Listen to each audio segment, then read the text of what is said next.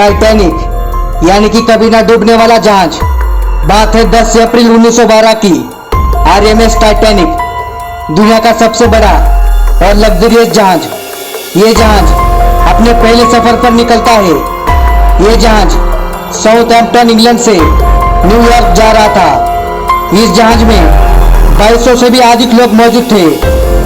उसमें इंडस्ट्रियल और एक्टर जैसे लोग शामिल थे और इस जहाज की कमांड और हैंडल कर रहे थे 62 साल के सीनियर कैप्टन एडवर्ड जी स्मिथ। इस टाइटैनिक जहाज का स्ट्रक्चर इतना विशाल था कि यह जहाज दुनिया की सबसे बड़ी शिप थी। 269 मीटर लेंथ में और 50 मीटर से भी ज्यादा ऊंचाई। इस जहाज को देखकर हर कोई दंग हो जाता था। मैं आपको बताता चलूं, उस समय पर टाइटैनिक को बनाने में $7.5 मिलियन इतना खर्चा आया था। आज के टाइम पे अगर हम टाइटैनिक जैसी दिल दहला देने वाली जहाज बनाने की सोचेंगे तो $400 मिलियन से भी अधिक खर्चा आ सकता है। शिप के अंदर की फैसिलिटीज किसी 5 स्टार होटल से कम नहीं थी। स्टेनलेस ग्लास की खिड़कियां, swimming pool, Turkish bath, electric bath, gym, 4 restaurant, library, इससे भी ज्यादा सुविधाएं इस शिप में पाई जाती थी। इस जहाज को व्हाइट स्टार लाइन कंपनी ने डिजाइन किया था, बनाया था। इस कंपनी के वाइस प्रेसिडेंट इतने कॉन्फिडेंट थे इस जहाज को लेकर कि यह जहाज अनसिंकेबल है, यानी कि यह जहाज कभी भी डूब नहीं सकती। लेकिन अपने पहले सफर पर रवाना होने के 2 दिन बाद 12 अप्रैल 1912 को टाइटैनिक को पहले आइस वार्निंग मिल जाती है। यानी कि जिस अटलांटिक ओशियन पर यह टाइटैनिक अमेरिका की ओर चल रहा था, उस ओशियन में कई बर्फ के पहाड़ मौजूद थे जो किसी भी बड़े से बड़े जहाज को नुकसान पहुंचा देते हैं। समुद्र से गुजरने वाले जहाज अक्सर अपने आसपास वाले जहाज को रेडियो के थ्रू कम्युनिकेट करके बताते हैं कि समुद्र के इस एरिया में बहुत ज्यादा बर्फ है, बड़ी ही सावधानी से सफर काटना। इस वार्निंग को रिसीव करने के बाद टाइटैनिक 2 बार अपना रूट चेंज करता है, लेकिन टाइटैनिक जहाज अपनी स्पीड कम नहीं करता था। 40 किलोमीटर पर आवर के रफ्तार से यह जहाज अपना सफर काटता था। अगले 2 दिन बाद 14 अप्रैल 1912 को भी टाइटैनिक को आसपास वाले जहाजों से आइस वार्निंग आती है, लेकिन कैप्टन स्मिथ और उनके साथीदार इस आइस वार्निंग को इग्नोर करते हैं और तो और जहाज की स्पीड भी कम नहीं करते। धीरे धीरे सूरज ढक जाता है। इस रात की एक खास बात यह है कि इस दिन चांद बाहर नहीं आया था। जहाज के कुछ ऊंचाई पर एक क्राउज नेस्ट पॉइंट होता है, यानी कि लुकआउट पॉइंट, जिसमें किसी इंसान को बिठाकर जहाज के सामने आने वाले सारे चीजों पर नजर रखता है। जो बंदा इस जगह पर बैठा होता था उसे बहुत ही ठंड हवा का सामना करना पड़ रहा था। रात के 11:39 बज चुके थे। रिड्रिक फ्लीट नाम का एक बंदा इस क्राउज नेस्ट में बैठा था। वो अचानक अपने सामने आ रहे एक बर्फ के पहाड़ को देख लेता है। तुरंत जल्दी से 3 बार घंटा बजाता है ताकि इस जहाज को हैंडल कर रहे कैप्टन एडवर्ड जी स्मिथ जागरूक हो जाए और फिर फोन उठाकर कॉल करता है। जोर जोर से चिल्लाकर ऑफिसर को कहता है, सामने हमारे आइसबर्ग है, जल्दी से जहाज को मोड़ो।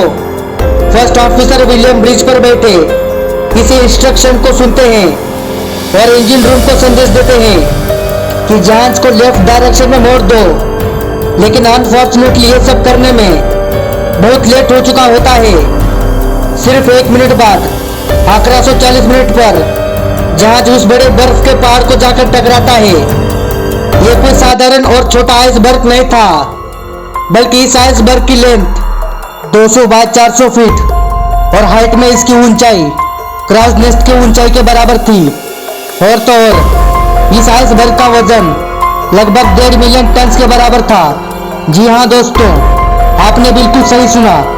ये आइसबर्ग जहाज के फ्रंट साइड पर टकराया था। ये जहाज आइसबर्ग के ऊपर 10 सेकंड तक घिसकता चला गया, जिसके चलते टाइटैनिक जहाज के मेन बॉडी वाले पार्ट में छोटे मोटे छेद बन गए। और तो और इन छेद की वजह से समय के साथ साथ समुद्र का पानी इन छेदों के जरिए जहाज के मेन बॉडी पार्ट में जमा होता जा रहा था। कुछ सेकंड बाद कैप्टन स्मिथ और शिप के आर्किटेक्ट थॉमस ब्रिज तुरंत देखते हैं कि इस आइसबर्ग की वजह से टाइटैनिक को कितनी चोट पहुंची है। उन्होंने ये चेक करने के बाद वो पूरी तरह से शॉक हो गए। इससे उन्हें ये रियलाइज हो गया कि इस जहाज को समुद्र में डूबने से कोई रोक नहीं सकता। अब जहाज समुद्र में डूब जाएगा। टकराव के करीब 20 मिनट बाद रात के 12 बजे कैप्टन स्मिथ ऑर्डर करते हैं अपने क्राउज मेंबर्स को, एक डिस्ट्रेस कॉल भेजो रेडियो पर, जो हमारे आसपास मौजूद जहाज होंगे जो शायद हमारे सिग्नल को पकड़ ले और हमें बचाने आ जाए। उसके बाद लगातार एक के बाद एक डिस्ट्रेस सिग्नल भेज दिए जाते हैं। कोई रिस्पॉन्स नहीं आता और दोबारा सिग्नल भेज दिए जाते हैं। कोई तो जहाज होंगी जो हमारी ये सिग्नल सुन ले। उसके 20 मिनट बाद आरएमएस कारपेथिया ये जहाज टाइटैनिक जहाज के सिग्नल को पकड़ लेती है। रेडियो के द्वारा टाइटैनिक जहाज के ऑपरेटर के साथ बात करता है। इस कंडीशन को सुनते ही आरएमएस कारपेथिया ये जहाज टाइटैनिक जहाज में मौजूद लोगों के लिए बचाने के लिए निकलता है। प्रॉब्लम बस इतना था कि ये कारपेथिया जहाज टाइटैनिक जहाज से तकरीबन 107 किलोमीटर के दूरी पर था। अगर ये कारपेथिया जहाज अपने टॉप स्पीड पर भी टाइटैनिक के पास आएगा तो उसे टाइटैनिक तक पहुंचने के लिए 3.5 घंटे का समय लग जाएगा, जो कि 3.5 घंटों में तो टाइटैनिक जहाज का नामो निशान मिट जाएगा। इस टाइटैनिक जहाज में बैठे ज्यादातर लोगों को डर नहीं लग रहा था, क्योंकि उनका यह मानना था कि टाइटैनिक जहाज कभी डूब ही नहीं सकती। इसी बीच कैप्टन ऑर्डर देते हैं कि पैसेंजर को इवैल्यूएट किया जाए। शिप में मौजूद लाइफ बोट्स को इस्तेमाल करेंगे। समय के साथ साथ टाइटैनिक जहाज के अंदर पानी की मात्रा ज्यादा होने लगी, जिसकी वजह से टाइटैनिक जहाज एक तरफ टिल्ट हो गई, झुक गई। यह जहाज झुकने के बाद और जहाज के अंदर पानी का लेवल ज्यादा बढ़ जाने के बाद जहाज के अंदर मौजूद पैसेंजर सतर्क हो गए। उन्हें यह रियलाइज हो गया कि सच में यह जहाज समुद्र में डूब जाएगी। ये समझने पर लोगों के बीच हड़बड़ मच गई। लोग जोर जोर से चिल्लाने लगे। टाइटैनिक जहाज में मौजूद लाइफ बोट्स के जरिए पैसेंजर को लाइफ बोट में बिठाकर लाइफ बोट को पानी में उतार दिया। टाइटैनिक जहाज में केवल 20 लाइफ बोट थी, जिसमें कि अप्रोक्सीमेटली 1200 लोग ही जा सकते थे। लेकिन टाइटैनिक जहाज में अभी भी 1500 लोग मौजूद थे। रात के 2:20 पर टाइटैनिक 2 टुकड़ों में टूट गया और धीरे धीरे पानी के अंदर डूब गया। जहाज पर जो 1500 लोग मौजूद थे वो या फिर जहाज के साथ डूब गए, या तो जिन लोगों को तैरना आता था वो हाइपोथर्मिया की वजह से मर गए। पानी का तापमान -2 डिग्री सेल्सियस था। इस टेम्परेचर में आप पानी में गिरेंगे तो कुछ ही मिनटों में आपकी मौत होगी। टाइटैनिक जहाज के कैप्टन एडवर्ड स्मिथ कहा जाता है कि अंत तक अपने व्हील पर ही बने रहे थे और जहाज के साथ ही डूब गए। दूसरी तरफ कुछ लोगों का कहना है कि उन्होंने सुसाइड कर ली थी, गोली चलाकर अपने ऊपर। टाइटैनिक जहाज को बचाने निकला आरएमएस कारपेथिया ये जहाज 3:30 बजे टाइटैनिक जहाज के लोकेशन पर पहुंचता है, जो कि टाइटैनिक जहाज डूबने के 1 घंटे बाद, ताकि टाइटैनिक जहाज पर मौजूद लोगों को बचाने के लिए। लेकिन जो लाइफ बोट पर लोग निकल गए थे उन्हें यह जहाज सक्सेसफुली बचा लेता है।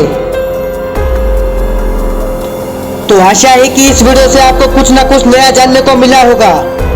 तो अगर आप ऐसे मजेदार और नॉलेज से भरे वीडियो देखने के लिए हमारे चैनल को सब्सक्राइब जरूर करें। तो मिलते हैं अगले वीडियो में कुछ मजेदार विषय के साथ।